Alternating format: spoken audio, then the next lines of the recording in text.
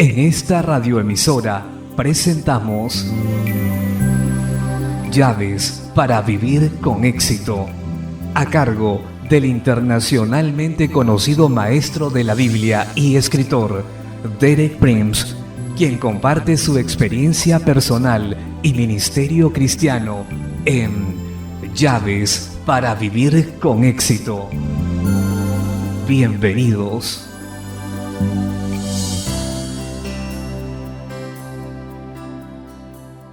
Llaves para vivir con éxito presentan Los títulos de Jesús, capítulo 1, tercera parte. Me alegro de estar nuevamente con usted en la continuación de este tema especial para Navidad, los títulos de Jesús. He escogido este tema para la Navidad por razones especiales, para ayudarlo a usted a enfocarse en su mente y corazón en Jesús, sin quien la Navidad no tiene un sentido verdadero. Lamentablemente muchas personas dejan a Cristo fuera de la Navidad y pierden lo real y lo permanente de ese tiempo. Una manera práctica de familiarizarse con Jesús es estudiando los títulos que las Escrituras usan para referirse a Él.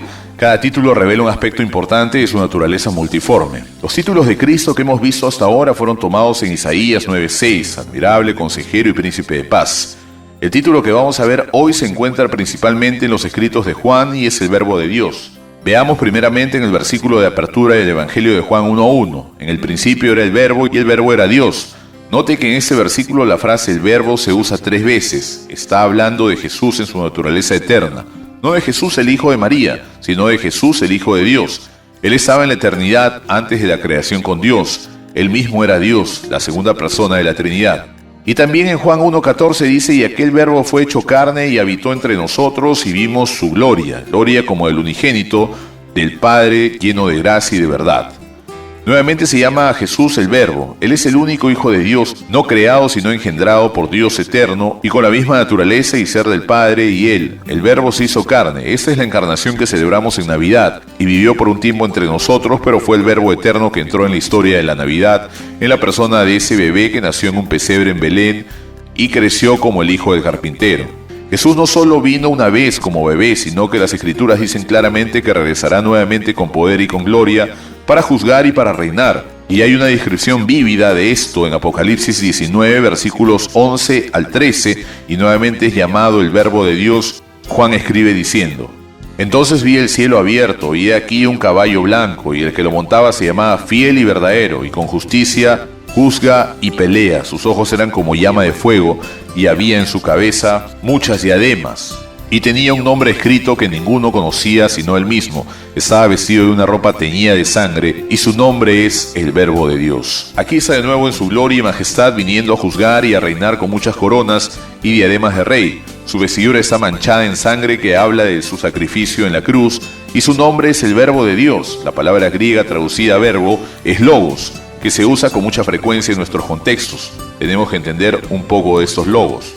Recuerdo una conversación que tuve con un sacerdote ortodoxo griego que luego llegó a ser mi amigo, cuya lengua materna es el griego. Yo también había estudiado en griego desde que tenía 10 años, pues este amigo mío me dio una lección sobre el significado de esa palabra logos que yo nunca olvidaré. Entre otras cosas me dijo que logos no solo es una palabra hablada, sino significa mente y consejo, identifica todo un entendimiento, y eso es Jesús. Él no es solo una palabra hablada en la mente y consejo total de Dios. Todo lo que Dios sabe, todo lo que Dios quiere decir, todo lo que quiere hacer está en la persona de Jesús, el Verbo de Dios.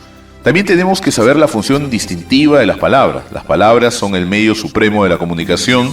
Sin palabras tenemos que usar gestos y señas. Podemos expresar ciertos sentimientos básicos y comunicar ciertas necesidades también básicas. Pero sin palabras no podemos jamás comunicar el verdadero sentido de nuestro corazón. No podemos expresar lo que realmente queremos, no podemos comunicar sentimientos profundos e íntimos, ni deseos, ni hablar de las cosas que realmente valen la pena, cosas estimulantes, interesantes que enriquecen. Y Jesús es el Verbo de Dios. Dios se manifiesta de muchas maneras. Su revelación está en la naturaleza, la creación, en la historia y otras maneras, pero cuando Dios quiere decir lo que realmente está en su corazón, solo tiene una manera de hacerlo. Lo dice en Jesús. Jesús es la revelación completa y final de Dios. Solo Él conoce totalmente a Dios. Leamos su descripción en Hebreos 1, del versículo 1 al 3. Dios, habiendo hablado muchas veces y de muchas maneras en otro tiempo a los padres por los profetas, en esos postreros días, Nos ha hablado por el Hijo, a quien constituyó heredero de todo y por quien asimismo hizo el universo. Hay un gran significado en la palabra postreros o últimos. Jesús es la última palabra de Dios. Los profetas dijeron mucho, pero cuando Dios quiso decirlo todo, incluirlo todo, envió a su Hijo. Continuamos leyendo, el cual, siendo el resplandor de su gloria y la imagen misma de su sustancia, y quien sustenta todas las cosas con la palabra de su poder, habiendo efectuado la purificación de nuestros pecados por medio de sí mismo, se sentó a la diestra de la majestad en las alturas. Ese pasaje tiene 7 declaraciones sobre el Hijo de Dios. Él es heredero de todo. Todo va a tener su cumplimiento en Él. Él hizo el universo por medio de Dios, creó el universo no siendo Él creado. Él es el resplandor de la gloria de Dios, la manera en que la gloria de Dios entra a nuestra vida, la representación exacta de su ser, la manera en que llegamos a conocer a Dios. Recuerda que Jesús dijo en una ocasión, el que me ha visto a mí ha visto al Padre. Él sustenta o sostiene todas las verdades con su poderosa palabra. Él es quien sostiene toda la creación y 2 verdades con respecto a nuestra redención. Proveyó la purificación de nuestros pecados con su muerte en la cruz, y habiendo hecho eso, se sentó a la diestra de la majestad en los cielos, el lugar de toda autoridad, poder y gloria. Así que Jesús es el verbo de Dios, la revelación plena y total y continua de todo lo que Dios es, de todo lo que Dios quiere decir. Y déjenme enfatizar que sin revelación el hombre no puede conocer a Dios. Yo fui hace un tiempo filósofo profesional, profesor de filosofía, y estudié muchos sistemas filosóficos en los que los filósofos ensayaron por medio de razonamiento natural alcanzar una compensación de Dios, si existía y cómo era. Y eso fue lo que yo descubrí. Cada uno llegó a una conclusión diferente. Lo que aprendí de eso es que solo el razonamiento y la inteligencia humana no nos pueden dar una descripción verdadera ni exacta de Dios. Dependemos de la creación soberana de Dios si queremos saber quién es Dios y cómo es. Y le agradó a Dios darnos esta revelación total de sí mismo en la persona de su Hijo, el Verbo hecho carne, aquel en quien Dios ha dicho todo lo que tiene que decir. Jesús es esa revelación de Dios, el Verbo de Dios, quien nos enseña quién es Dios realmente, quien expresa el mismo corazón, naturaleza y ser de Dios, quien nos revela la misericordia de Dios, su fidelidad, su sabiduría, quien nos muestra verdaderamente cómo es Dios. Es tan patético ver a personas con un retrato falso de Dios. Estuve recientemente en Egipto y vi lo que queda de las reliquias y misterios de los faraones.